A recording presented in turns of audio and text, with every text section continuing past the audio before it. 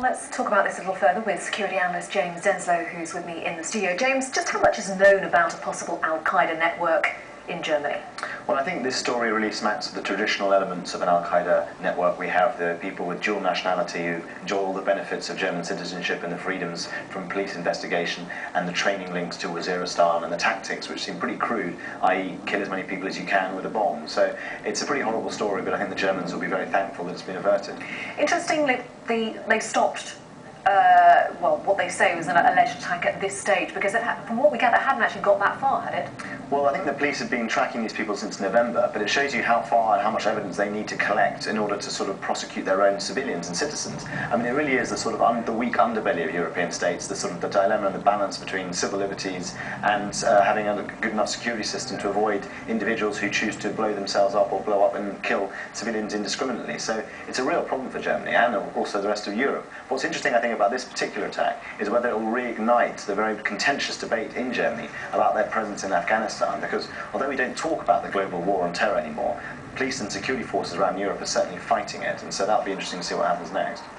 You were talking a bit there about this issue of dual citizenship, which hasn't been discussed greatly until recently, when it was actually the fact that North Africans coming from Tunisia and Libya were managing to get into Italy, and once there were effectively having the freedom to move around Europe. How much has that been discussed at the higher levels, do you think, in terms of the fight against what is known as terrorism? Well, I certainly think that the Europeans are treating border security incredibly seriously, and of course there's different levels of it, different layers. There's the outer border security, but once people are in Europe, the problem of people moving easily between countries because of the Schengen agreements, stipulations, and that's what they're able to do. So we've had some 30,000 or so people arrive from Europe, from North Africa to Europe, since the Arab awakening, and that has caused huge security problems. And it's not any coincidence that the French and the Italians are now talking about revising the border arrangements about Schengen to allow far more internal controls. But with this case, these people weren't foreigners, they were German citizens. So it's very difficult to prevent against attacks from your own citizenship, homegrown terrorists as they're called.